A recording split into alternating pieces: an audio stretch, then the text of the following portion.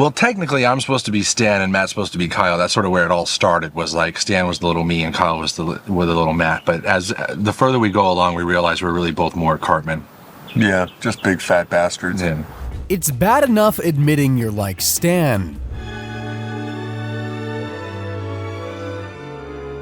Ew, sorry. But imagine being the inspiration for Cartman. Cartman, what kind of costume is that? It's Adolf Hitler costume. Zig hair, zig hair. As psychotic as a lot of the characters are in South Park, they must have come from somewhere, so that's why today I'm going to be doing some digging into the origin of every South Park character. And who better to begin with than the one and only Stan Marsh. Like quite a few characters we'll be covering today, Stan first made an appearance in the pilot episode of the show, Cartman Gets a Probe, where the gang are waiting for their school bus and realize Kyle's little brother Ike is being abducted by aliens. Yeah, whatever, you fat... What did you say? I said I have a bad itch. Oh! Oh my God! As you can see, Stan has a bit of a potty mouth, but yeah, basically Cartman has a dream that he was abducted by aliens, and as you just saw, that dream was pretty much a reality. He's worried that after seeing they're real, that he might have been probed by the visitors, and while that might sound ridiculous, you gotta remember, we're in South Park. I sure am hungry. How can you eat when you're farting fire? Shut up, dude. You're being totally immature. Yeah, because farting fire is totally normal. Cartman's still not convinced there's anything wrong, but the boys break out of school to go and at least look for Ike. But let's just say the aliens are very much in control of Cartman. So how do we get my little brother back? Will you stop going on about your little brother? I know it was just a dream. I know I didn't have a probe, and I know that I am not under alien control. I love to sing about the moon and the June and the springer. Sure. Anyway, the boys set out to get to the bottom of what's causing Cartman to go crazy, and more importantly, to find out where the hell Ike is. But I think we can leave the episode here for now, as we'll be circling back to it a lot. But in terms of Stan and how he came to be created, he's actually based off of Trey Parker himself. When Trey was a kid, he too was pretty quiet around people he didn't know. But when he was with his friends, like Stan, he turned into quite the potty-mouthed menace. Matt and Trey haven't exactly kept the idea that Stan was based off of Trey's secret. Heck, they even took it one step further in their COVID special when they aged Stan up to look exactly like Trey. I'm not getting drunk. I'm an online whiskey consultant. I'm doing research. Everyone needs to leave me alone. And here's a picture of Trey for comparison. And if that wasn't enough evidence for you, both Trey and Stan share the same birthday, October 19th. He's basically Trey's alter ego. He's got many different bits of his personality mixed in, like we've already touched on the cussing, but Stan also tries to be a voice of reason to his friends and is a pretty cynical dude. It's a condition called being a cynical... Oh no. Yes. And there's no known cure, I'm afraid. Everything just seems... and everyone starts to seem... and everything they say just starts to... So I guess Trey must be too. Like, really cynical. What you do is sort of unjustifiable, and you know it's unjustifiable, and you don't care. You're the definition of evil. Some people have argued that Stan is actually the main protagonist in the show, which makes sense given he's probably the most normal out of the gang. It's a pretty controversial take, and Matt and Trey haven't commented on it, so I'll leave that one with you guys. So we know Trey's channeling himself through Stan, so who's Matt channeling himself through? Well, none other than Kyle Broflovski. His first appearance was in the pilot as well, where he's trying to get rid of his little bro, who, as we know, ends up getting abducted by aliens. Ah, damn it! My little brother's trying to follow me to school again. It's banana. Ike, you can't come to school with me. Don't worry, guys. We'll finish the whole episode's story once we get to Cartman's, as, you know, he's pretty important, and I don't want to end up repeating myself. More than I already am, anyway. So, yeah, the cat's out of the bag. Kyle's loosely based on Matt Stone. He's the only Jewish kid in the gang, much like Matt was the only Jewish kid in his friend group, and they share the same sort of hair. Because under his hat, Kyle's got a whole load of hair going on. It's true that the thing you want to do is the thing that you should do. Some kids think I'm strange because I like studying for an exam. This is what Matt calls a Jew-fro, and it's something he had back in the day. Heck, he even had it when he started working on the show as well. I mean, here he is with Trey talking about how both boys are based on each other. Well, technically, I'm supposed to be Stan and Matt's supposed to be Kyle. That's sort of where it all started, was like Stan was the little me and Kyle was the little Matt. And just like with Stan in the COVID special, they aged Kyle up to make him look a lot like present-day Matt. You like that? Yeah, you like how Abraham trusted in the one true God? Yeah. Oh, yeah. God damn it! Just for reference, here's a picture of Matt Stone looking a lot like Kyle. Okay, so Kyle's hair is a little bit more red, but other than that, it's basically the same dude. I know the guys are usually known for being super near the knuckle and doing all-out comedy, but Kyle's actually the character that grounds them more often than not. Like, he actually has real heart. Family isn't about whose blood you have, it's about who you care about. Yeah. And that's why I feel like you guys are more than just friends. You're my family. Except for Cartman, naturally. Well, screw you guys. I don't want to be in your penis-chopping family anyway. Well, not to Cartman, but you get the idea. And speaking of the big guy, it's time we turned our attentions to him. So that means we can finally finish the pilot episode. Where'd we leave off? Oh yeah, the boys just managed to skip school so they could look for Ike, and Cartman's still dealing with some fiery farts. You guys, seriously. Those fiery farts turn a lot more solid when the boys drag Cartman to fart on command and lure the aliens back for their technology. Because yeah, he's been probed. Hey, it's happening again!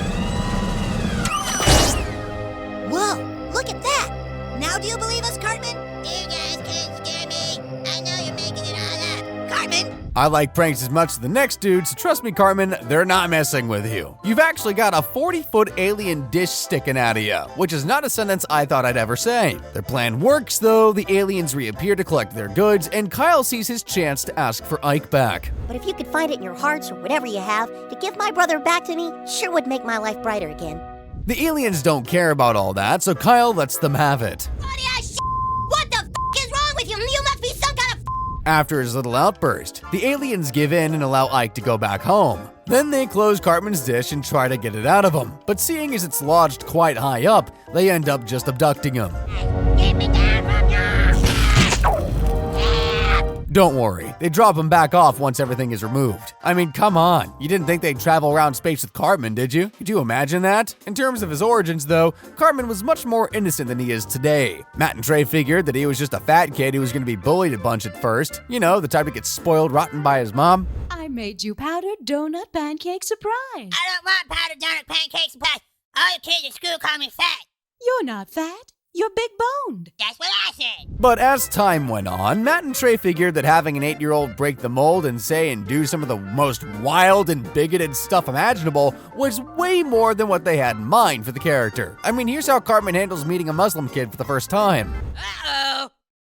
Welcome to our class, Bahir. Thank you. Dude, not cool. Why don't you take a seat in Kyle's empty desk for now? Okay. No. Eric, what the hell is wrong with you? What's wrong? Has he been checked for bombs? Here's Matt and Trey talking a bit about why they decided to go down the bigoted route with Cartman. This character of this little fat kid that was a little bigoted jerk, you know, and it made us laugh. Yeah, and he became Cartman. He really started off as the fat kid that everyone picked on, and he was a jerk, and he was spoiled by his mother from the first episode, but he got darker and darker and darker and smarter. And their reasoning behind it is also kind of hard to argue with. Have a little fat 8-year-old sort of say whatever he wants about any race because you forgive him because he's a little fat 8-year-old who doesn't know any better. Now, I know what you're thinking. Cartman surely can't be based on a real guy, can he? Well, actually, yeah. He's based on Trey's old high school friend called Matt Cartman, who kind of doesn't resemble Cartman at all, apart from the name. Sorta. He was just a funny guy who actually grew to be friends with both Matt and Trey, who sadly died last year. Aside from Cartman, though, Cartman was also based on a character from the 70s sitcom All in the Family named Archie Bunker. Like Cartman, Archie is extremely bigoted, and Matt and Trey figured, as you heard them say a second ago, they could get away with satirizing that type of person through the lens of an 8-year-old, which I'd say they've managed. Big fat stupid bitch. Don't say it, Cartman. Well. Don't do it, Cartman. Well. I'm warning you. Okay. I'm getting pretty sick of him calling my mom. Well. On Monday, on Tuesday, and Wednesday to Saturday, she's up. Then on Sunday, just to be different, she's a super king. Kamehameha. Shut your mouth, Cartman. It's It's kinda crazy he's morphed into a supervillain now, but at least you guys know what his character was when he was first being created. He was supposed to be a bullied bully who doesn't know what the hell he was talking about. We've just had Cartman, who specializes in verbal diarrhea, but now I think we should take a look at one character in the show who says nothing most of the time. Let's take a look at how Kenny McCormick's character was created. I know I'm beginning to sound like a broken record, but obviously Kenny made his debut in the pilot of the show. Maybe you can kiss her. What? How do you know she has a cat? But it's a little different with Kenny because sure, we've seen what happens to Cartman already, but what happens to Kenny is far more brutal. Now look, it's them! Give me back my brother! Oh my god! They killed Kenny! You bastard! Well, actually, their laser cannon doesn't really hurt Kenny, but this stampede cop car will.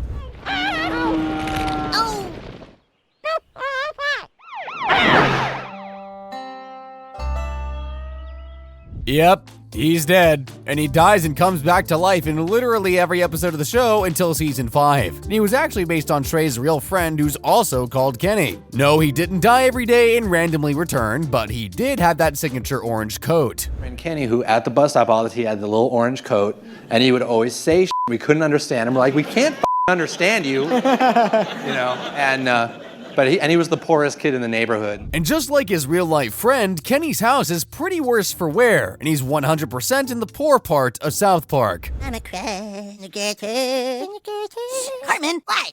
Kenny, your little friends are here. Come play with them. As for the dying part of Kenny's character, the guys have that covered as well. And that's why, you know, it was always like, that's why we're always like, he would always sort of we're like, what happened to Kenny? Is he dead? He was sort of, you know, a lot of characters were based on real people. Kenny is poor. Kenny's the kind of kid who would drink gas or eat worms just to impress you. So, I guess Kenny came about thanks to the idea that the poor kid who Trey was friends with must have died every time he went missing because of his bank account. So they made that joke into Kenny McCormick, but trust me, Kenny's creation is hardly the weirdest. The next character on our list didn't come about through weirdness though, more so randomness. I'm talking about the little ball of positivity that is Butters Stotch. Butters has appeared since the very first episode of the show, but as a background character without much purpose. It wasn't really until season 2 and mainly 3 where he started to find his footing. The episode I'm going to focus on as his first big episode is Two Guys Naked in a Hot Tub, where Butters and 2 other geeks from school have to spend the night with Stan thanks to a meteor shower party.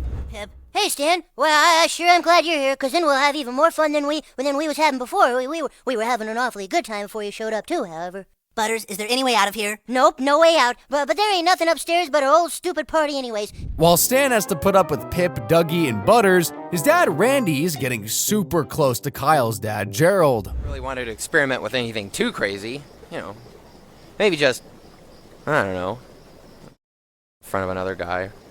I can see where the name comes from now. While whatever the hell those 2 are talking about is happening, the boys down in the basement are having fun. Well, Stan's turned the 3 geeks into an army of party food stealers, so I guess he's having fun. We did it! Great job, Angels! When Stan finally gets to watch some TV, he notices that the ATF are on the news and they've targeted the house that the meteor party is being thrown at, because for some reason they think the house is a cult that's gonna kill themselves when the meteor hits. So Butters runs to tell everyone, but the parents are far too drunk to listen. I'm awful disappointed in you drinking and carrying on this way. Why, you should be ashamed of yourselves. If you don't get outside right now and tell those army guys you're not religious fantastics, there's gonna be heck to pay. Heck, I tell ya. But it's no use. Even a mock news report and an actual news reporter telling the ATF it's just a party doesn't stop them firing. It's just a good thing they're awful shots. Oh, I believe we saved the day. So that was Butters' real first episode where he comes to the fore, and we see what type of guy he's all about. But what's his origin? Well, like I said at the beginning of the section, it's kinda random. You see, Butters is totally based off of South Park's animation director, Eric Stowe. Now, he may not look like Butters, but according to Matt and Trey, Eric's just as big a sweetheart. Stopp's character? Actually, yes, he's here today. Yep. He's the animation director of South Park, Eric Stowe. Right. And it was always Matt making fun of him that sort of, and we started calling him, he's our buddy, he's our little buddy, he's our Butters, who's my Butters, and then he became Butters, and we're like, we're going to put you in the show, Butters. I think it's only fair if we hear what the guy himself has to say on Butters immortalizing him. Trey, like, whenever he writes, he recalls on, things that are in his life, and, he's picking on me by basing Butters on me. Hey, if you're gonna be picked on, being put in one of the most successful shows of all time isn't a bad way to go. Plus, it's not like he's some super bad or mean character. He's literally the most innocent, kind soul of all time. I mean, look at him. All right, Mom. I'm all done wrapping Dad's anniversary present for you. Oh, is it someone's anniversary soon? Oh, you. Just kidding. Oh, I wonder what it is. It's a... Oh, shucks, I can't tell you. But it's really nifty. I think now it's time we turned away from the kids and look at our first adult on the show. One of the main teachers at South Park Elementary, Mr. Garrison. We first see Garrison in the pilot episode, big shocker, where he's doing some questionable teaching with his handy-dandy hand puppet, Mr. Hat. Our friend Mr. Hat is going to tell us about Christopher Columbus. That's right, Mr. Garrison. Christopher Columbus discovered America and was the Indians' best friend. Throughout the history of the show, Garrison has had kinda an identity crisis. Like, even without the becoming of Donald Trump and change, the puppet stuff he does is pretty out there. It's almost like they become a part of him. So we've seen Mr. Hat, but there's also Mr. Twig. He's a two-timing. You're all gonna be learning from Mr. Twig. That's right, children. I'll see you in the fall. Well, I can hardly wait. There's nothing super exciting about Garrison's backstory other than he was loosely based on a British professor Trey once had. Oh, and a kindergarten teacher who used to talk through different hand puppets like some lunatic. You'll never guess what one of those hand puppets was called. Did you guess Mr. Hat? Wow, how did you know? Anyway, that gave them the basis for Mr. Garrison, really. He's more of a shock character than anyone based from reality. But there's another teacher at South Park Elementary who's based off someone a little more prominent in Matt and Trey's life, Mr. Mackey. Okay, so he's not technically a teacher, he's the school counselor. But I was trying to build some mystery and suspense, okay? We first see him make an appearance in the episode Mr. Hankey, the Christmas Pooh, where he's talking to Kyle about his outburst on Cartman. As your school counselor, I want to try and help you confront your problem, okay? I don't have a problem. Well, it's my understanding that you have an acute case of fakophilia. What's that? Well, a fakophiliac is somebody who's obsessed with mookie stinks, Kyle. Basically, Kyle thinks there's a sentient turd called Mr. Hankey, and no one believes him. Don't worry, we'll talk about Mr. Hankey in more detail a little later. And to be fair to Mr. Mackey, after hearing about Kyle's poop problems, he has him committed. We need to commit our friend Kyle, please. Reason? I'm a clinically depressed fecophiliac on Prozac. Any allergies? No. Jacket! Like I said though, we'll look at this episode in more detail a little later, so stay tuned to see if Kyle was right or wrong. Yeah, I know that 99.99% of you guys watching know the answer already, but where's the fun in saying that? Anyway, in terms of the creation of Mr. Mackey's character, it turns out the weird nasally voice wasn't just some inspired choice. It actually turns out that Trey had a counselor called Mr. Lackey who spoke just like him. Counselor Mr. Lackey. And it was the first time I started doing voices because he'd walk down the hallways and go, "How's it going today, boys?" And we'd all go, "Fine, Mr. Lackey, how are you doing?" And he never knew we were all doing his voice back to him, you know? He's basically an ultra-safe, boring stick in the mud who you kinda have to have around kids. Like, sure, as an adult, you're a free person, but when you're 8, I don't know. I think I'd want to be around someone who hates stuff like drugs as much as Mr. Mackey. Smoking's bad. You shouldn't smoke. And alcohol is bad. You shouldn't drink alcohol. And as for drugs, well, drugs are bad. You shouldn't do drugs. Okay, that about wraps up my introduction. Oh, and we also see an example in the same episode of what Trey was talking about. You know, doing an impression to someone of themselves and they don't realize. Again. We won't let it happen again, Mr. Mackey, okay? Okay, that's fine. Okay. It's actually a pretty cool inclusion. Although if I was Mr. Lackey, I'd probably sue them for as much money as I could get. If he's still a counselor, I bet all the kids are still saying K to him. Well, if we've had Stan, it's only fair we take a look at another iconic Marsh character, the origins of his father, Randy. We first meet Randy in the episode Volcano, where as the town's resident geologist, he's on the lookout for any strange seismic activity. So the dude's checking for earthquakes, and today's the day he's gotta be ready for action. What the heck is this? Yeah, Frank, it's Randy. Yeah, listen, the little needle is moving. Yeah, he's totally not ready for any action, is he? He doesn't even know what the little needle means. It means there's a crazy earthquake or some underground activity happening. Like, I don't know, a volcano? Whoa! Holy crap. The mountain! It's blown its top!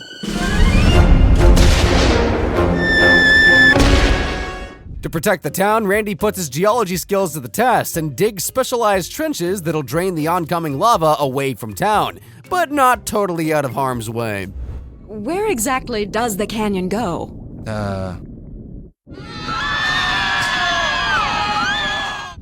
Who cares about Denver anyway? The town's safe thanks to Randy, that's all that matters. A bit like Trey's connection to Stan, Randy was modeled after Trey's dad, who was also called Randy, and he was also a geologist. Here's Trey talking about what it's essentially like playing his dad on the show. When I first started doing the show, I was doing an impersonation of my dad.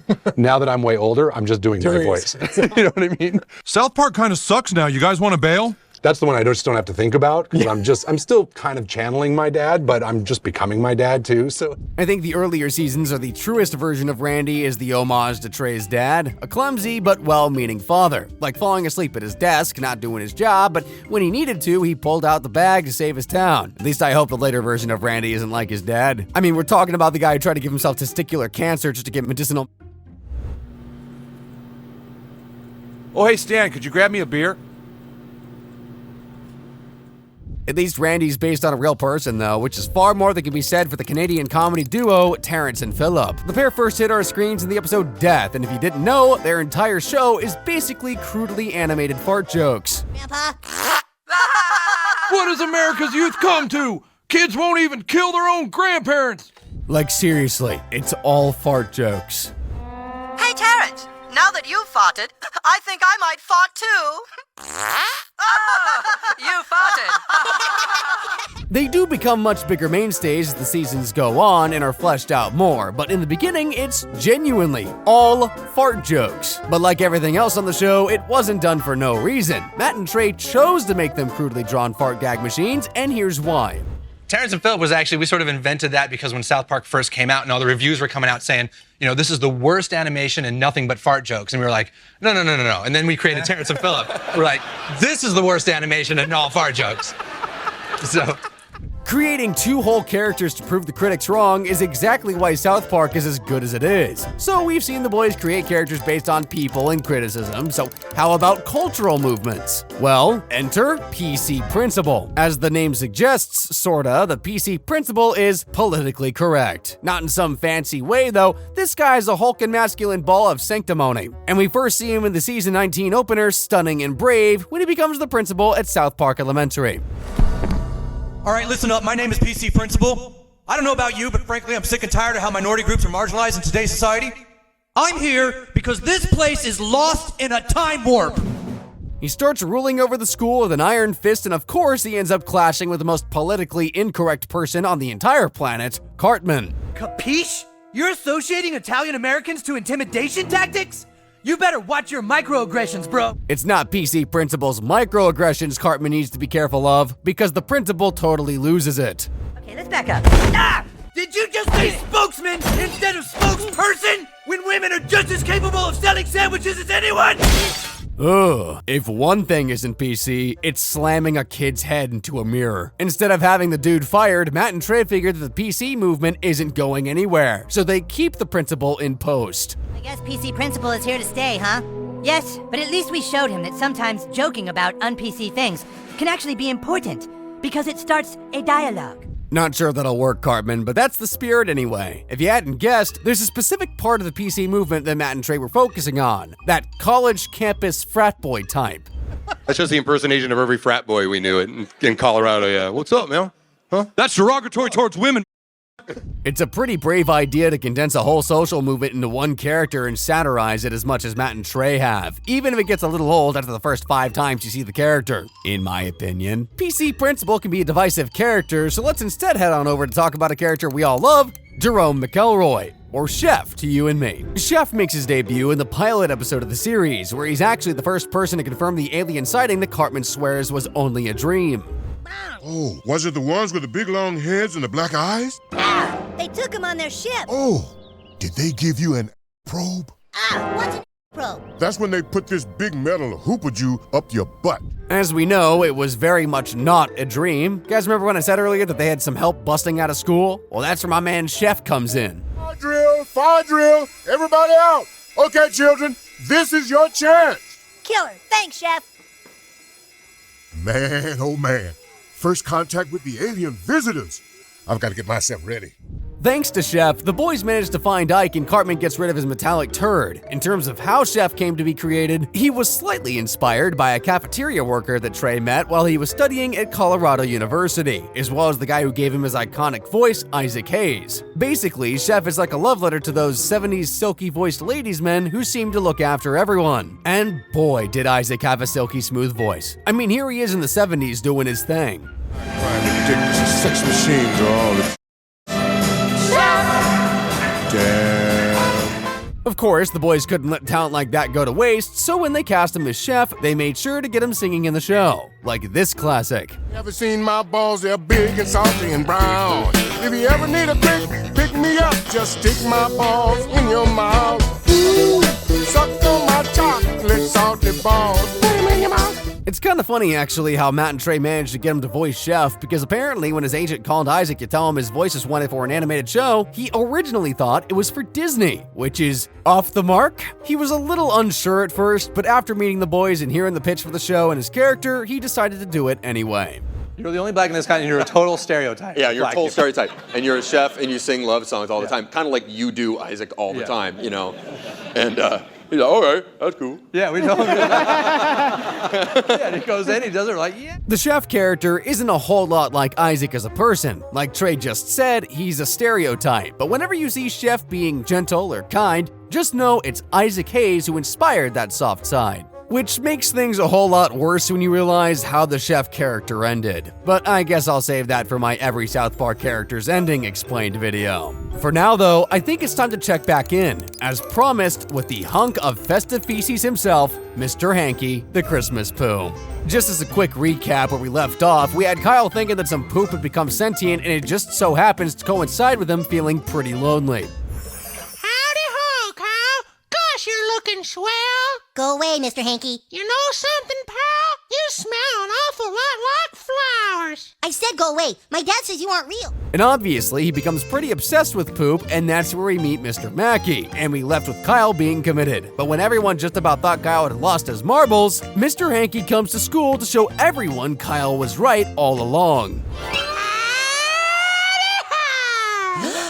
Howdy, folks. Gosh, you sure do smell nice and flowery. Whoa! Howdy ho, Chef. Howdy ho, Mr. Hankey. Okay, that does it. Screw you guys, I'm going home. I mentioned that Kyle felt super alone in South Park right around the time of this episode, mainly due to being Jewish around Christmas. But thanks to Mr. Hankey and his friends, Kyle is released from the mental institution, and the whole town is happy to see him back. Merry Christmas, Kyle Broflovski. You mean you can see him? I'm not crazy? Mr. Hankey, the Christmas poo. He loves me, I love you. It's pretty feel-good stuff. Only if you forget that it's an actual sentient turd singing and kissing people. It might not be as weird as that, but it's pretty weird that Mr. Hankey is kind of based on a true story. I know that sounds crazy, but when Trey was a kid and was being potty trained, his dad would say that if he didn't flush, the remaining poop would hunt him down and kill him. The poop was also always called Mr. Hankey, by the way. So they turned Trey's toilet trouble into a whole cheery Christmas mascot. Now that's some character origin story. It basically seems like most characters on the show are based on people Matt, and mainly Trey, knows. So if you ever run into one of them, make sure to do something goofy. And who knows, maybe you'll be a character on the show next. If you're wanting another dose of some action-packed animation, then go ahead and click the video popping up on screen right about now. It's a doozy. And as always, guys, thank you very much for watching.